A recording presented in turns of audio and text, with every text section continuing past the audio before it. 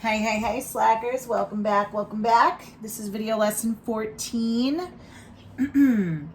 We are finally wrapping up this unit on integrals this week, as I said. So this one I'm going to go over the most recent stuff because I feel like the homework was confusing. I have the textbook handout and I had the few of you that are doing work at this point, which is very few of you. You guys be slacking. You guys ended third quarter, overwhelmed me till like the wee hours of the morning the night before grades were due with sending in late work. Of course, nice me, I took it all. And then here we are, quarter four. It's been a couple of weeks already, and some of you aren't doing diddly squat. I spoke about in the last video that I can tell how many people are watching the videos. So if I have 44 or 48 Calc Honor students and 11 views for the videos last week, that's a pretty pathetic percentage of you that are actually watching the videos and doing the work. Now maybe more than 11 of you are handing in assignments, which is even worse because that means you're doing the work without actually watching the videos. So you got to try and watch the videos, guys. You're talking videos that are about as long as a class period at this point because integrals are intense. And we're doing like 2 classes. I'm giving you 2 videos a week. I don't think that's that difficult. So basically I'm telling you, one day watch a video, the next day do the work. Third day watch a video, fourth day do the work. And I give you Fridays off if you guys plan it right. But anyway, can't believe it. Governor Cuomo announced Friday that schools are closed for the remainder of the year. I know this is probably a touchy subject for all of you considering you're seniors.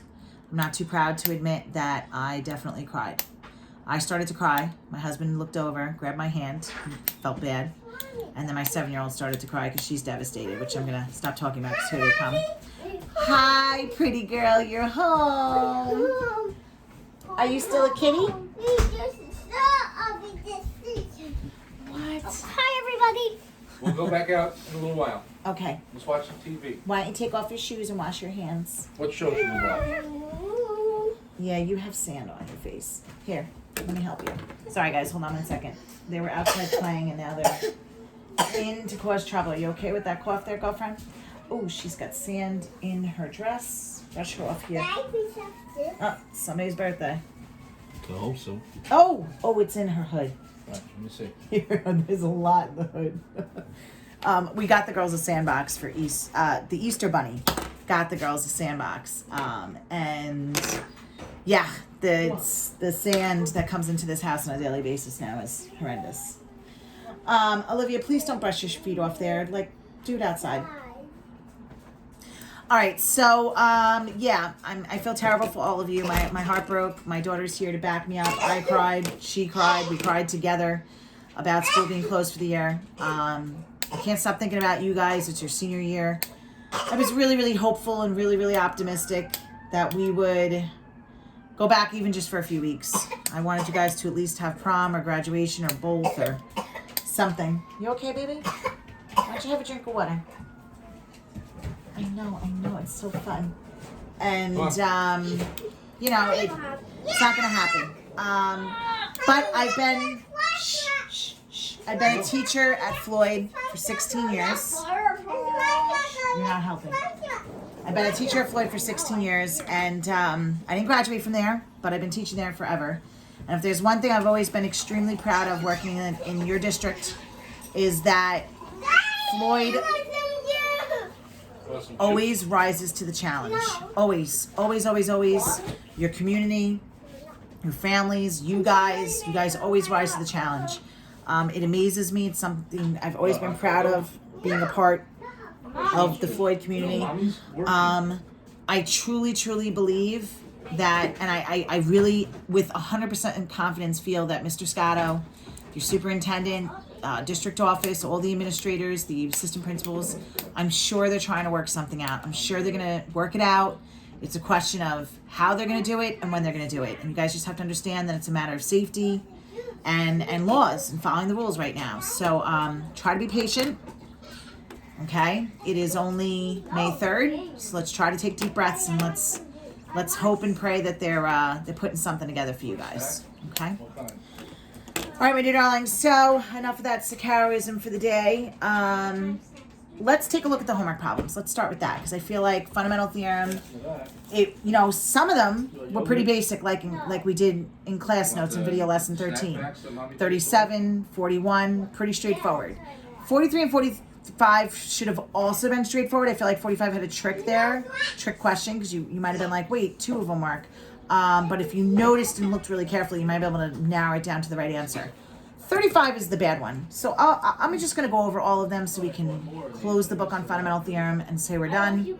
And then we'll see how much of a video this is. If it's really, really long, I'll leave you with trying to hack through the review sheet on your own. If we have some time, I will do a couple of problems or start a couple of problems for you on the review sheet. Your review sheet is already up there. All right, come on, wash your hands. So it looks like, let me see here. Good. I'll get it for you. Come on. Wash your hands. It looks like this. It looks long, but that's because I gave you guys a lot of room to work. Okay? So the review sheet for the graded assignment, the review sheet will be due Wednesday. That's the homework for video lesson 14. Video lesson 15, on the video I will go over this whole review sheet, and then the homework due for 15 will be a quiz. Okay? So these are integrals. Just add 1, put it over that number. Sometimes you have to simplify first. There are no numbers on the integral, so you would write plus C at the end.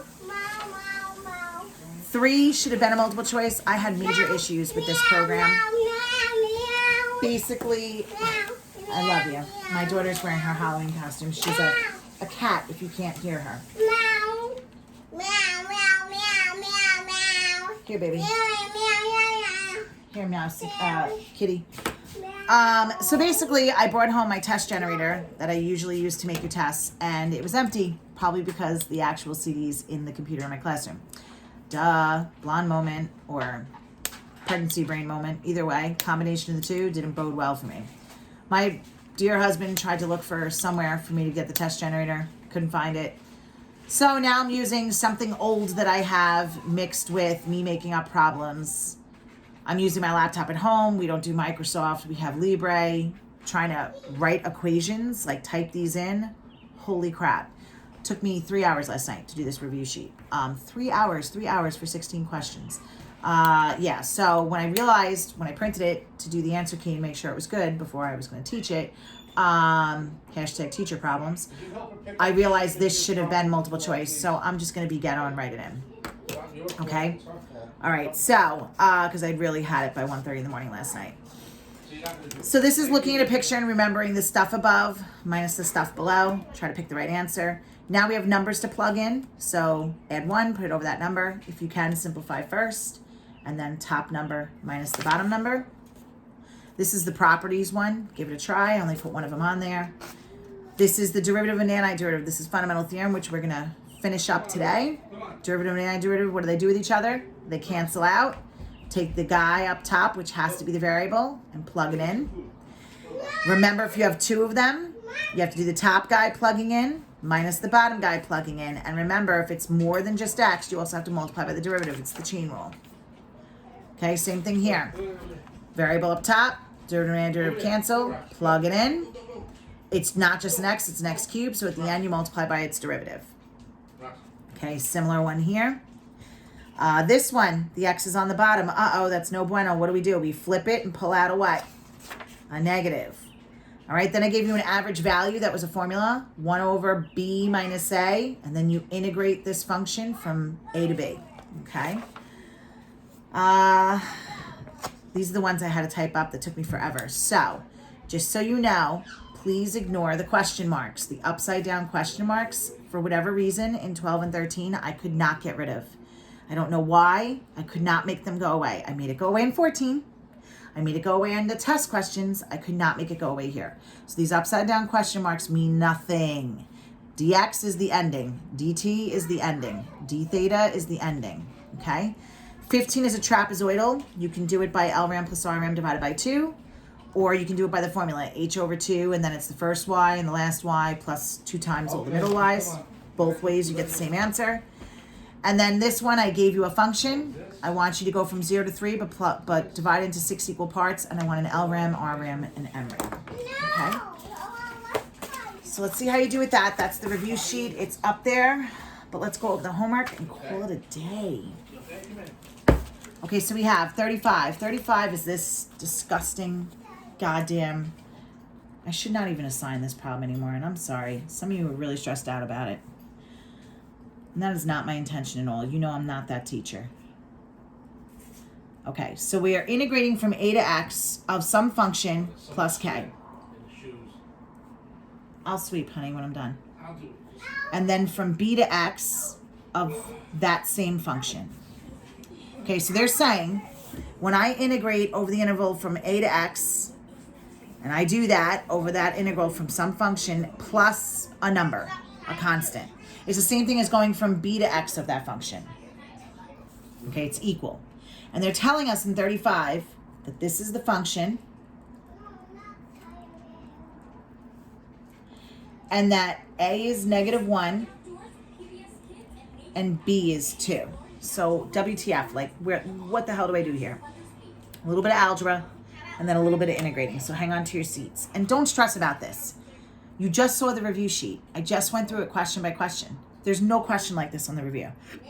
So please do not stress out over it. Okay, there's not going to be a question in the review. So there's no surprises. You guys know there's not going to be a question like this on the quiz. Okay? So if I start out knowing what I know, this part, then a little bit of algebra, okay? I'm going to solve for k. If I want to get k by itself, what's the opposite of adding this mofo? Subtracting it. Very good. So that means I would have b to x f of t dt, and I'm going to subtract a to x f of t dt. All I did was move this guy over by subtracting it to get k by itself. Now, because technically the a's usually come before the b's in math, I'm going to move that out in front. So I'm going to put the negative a to x, and this guy's positive.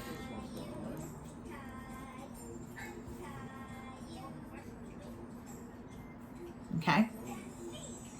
Now,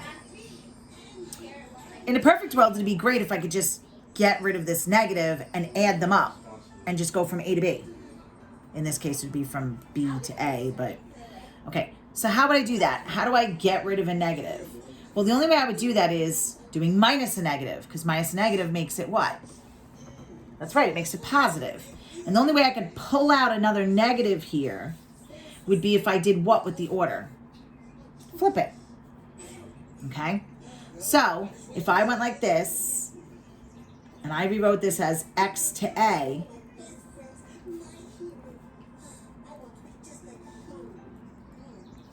then this is now positive.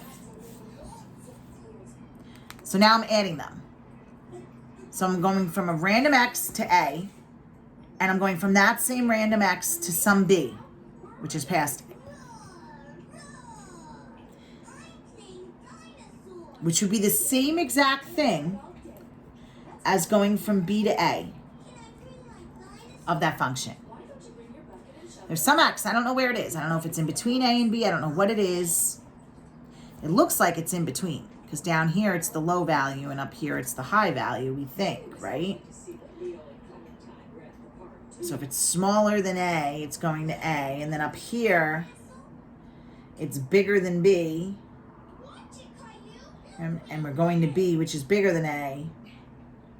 So yeah, then we're going from b to a. All right, so let's see what that leaves us with. That leaves us with, well, now I can plug in what I know up here. B is 2, a is -1, and that's the function.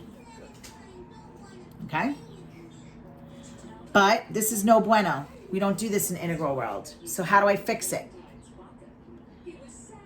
The smaller number goes on the bottom, and the bigger number always goes where? Up top. So it should be written like this. But if I do that and I change the order and I change the problem, what do I pull out? Again, you pull out a negative. Okay?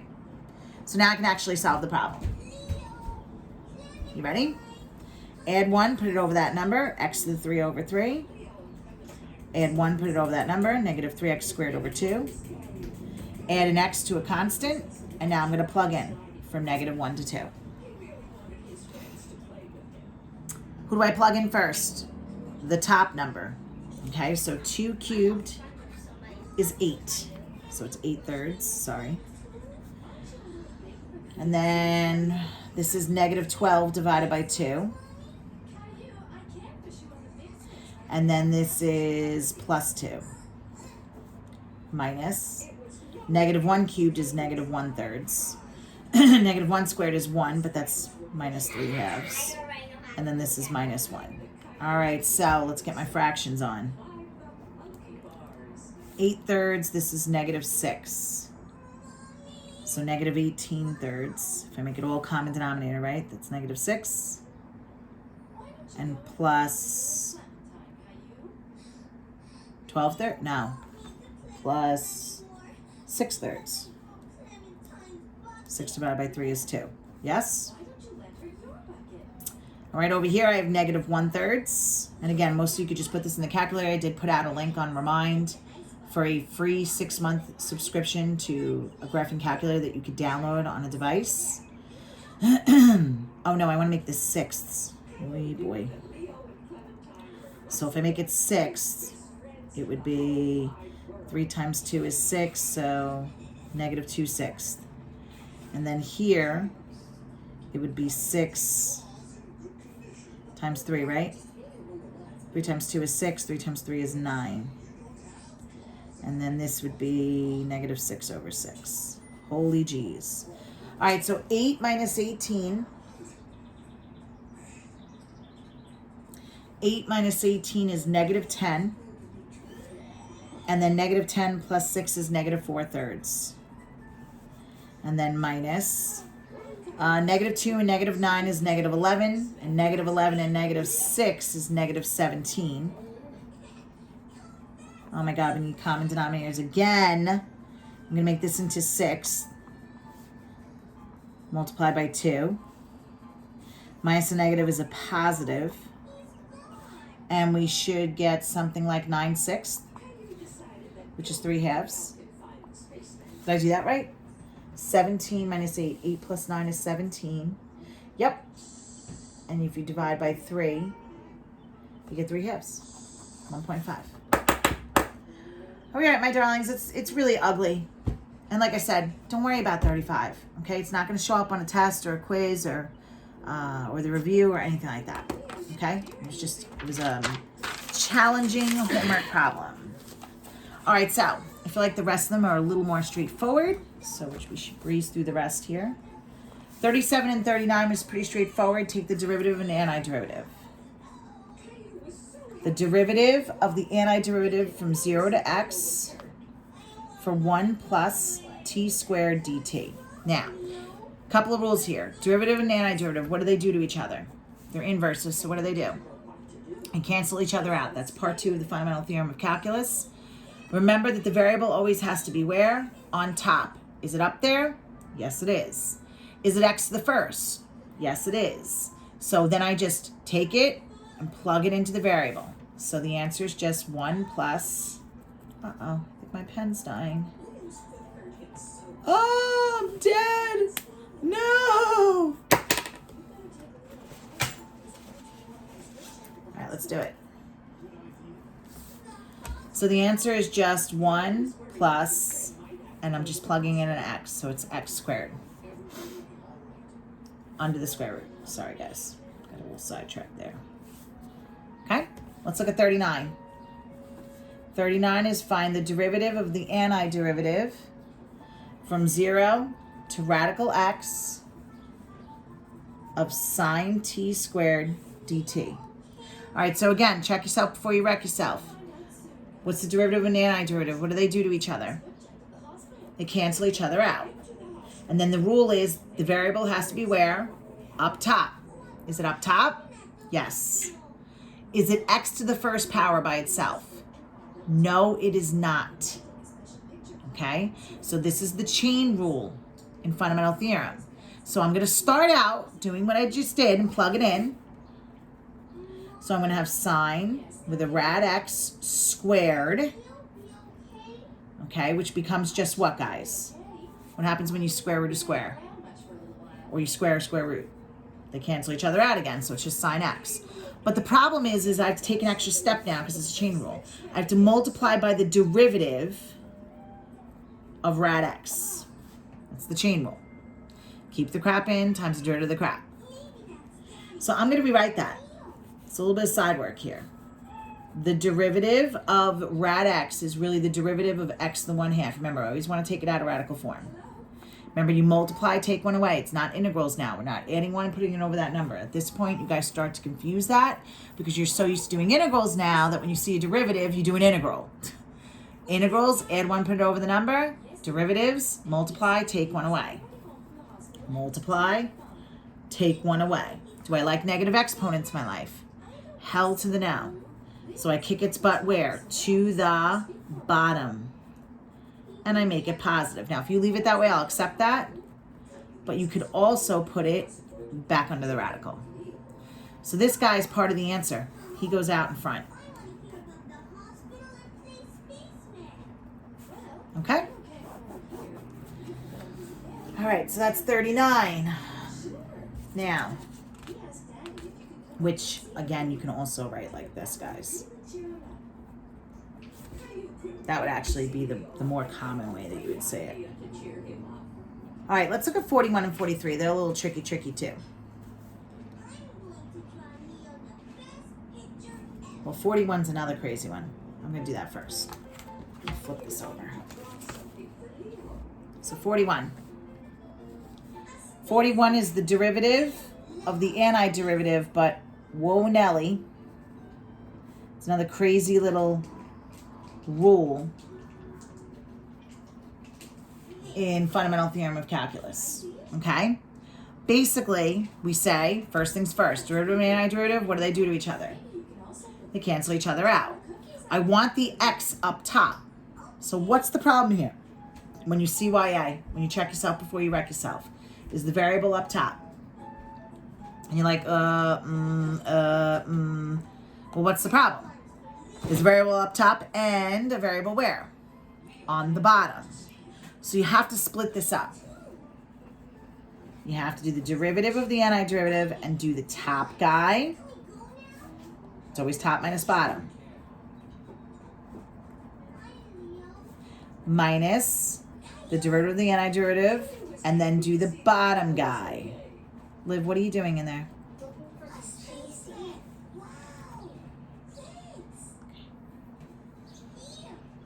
Okay, now let's follow our rules. Is it x to the first power? No, they're not. So the derivative and the antiderivative are going to cancel. I'm going to plug these in everywhere I see t, but, it's a big but, after I'm done doing that, I have to multiply by the derivative of these out in front. So, if I plug in, I get cosine 2, and instead of t, I'm going to write x cubed. But now, what's the derivative of x cubed? 3x squared. Minus, if I plug in, I'm going to get cosine 2, and instead of t, I'm going to write x squared. But out in front, I'm going to multiply by the derivative of x squared. What's the derivative of x squared? 2x. Okay, so really I would see this as 3x squared cosine 2x cubed minus 2x cosine 2x squared. Don't try to factor or anything like that. Just leave it that way. Okay, 43 and 45 were a little weird. I feel like 43 you would have figured it out probably, but 45 they threw you a curveball. So they tell you that dy over dx is this, e to the negative x squared. And then they give you an initial condition, which we're going to get into very soon after we're done this week. So they say when x is pi, the y value is -3. Now, who did it end up matching up with? Well, long and behold, it actually ended up matching up with choice D. The reason why is, here's choice D.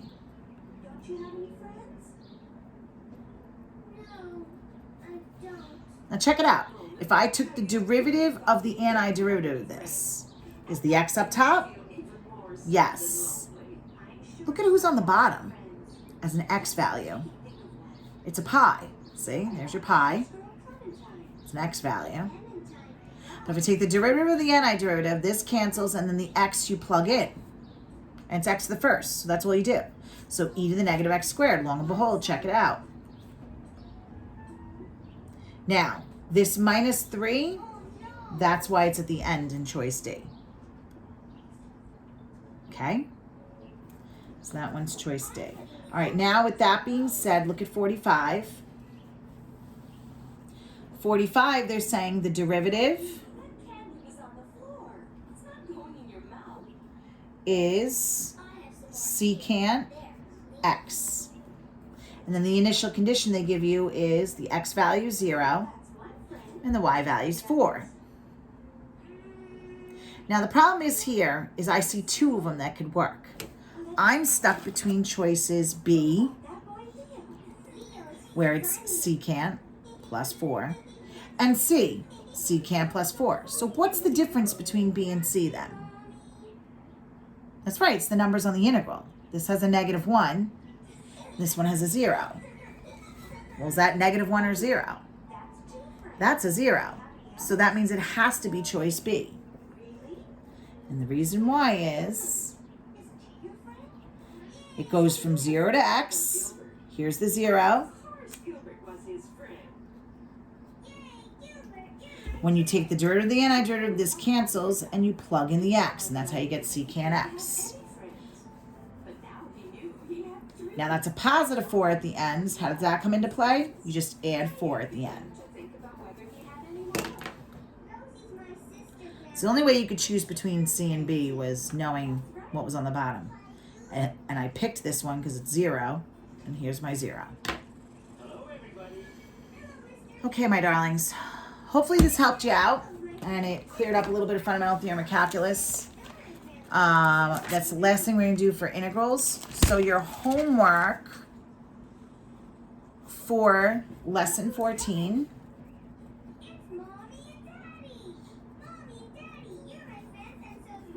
is to complete the review sheet, the review packet. The review packet actually has 16 questions in it, but the quiz only has 15. So I gave you an extra problem, okay, on review. But the quiz is only 15 questions, right? Just to remind you, when you take a look at this, 12 and 13, ignore these upside down question marks. I couldn't get rid of them in the new program I'm using. And yeah, try and do the best you can. Don't stress out. Send me what you got done, because so I can give you credit as homework. This will be due Wednesday. Wednesday night, I will post a video of going over this whole thing. Okay? All right, my darlings. Enjoy the rest of your day. Take care. Brush your goddamn hair.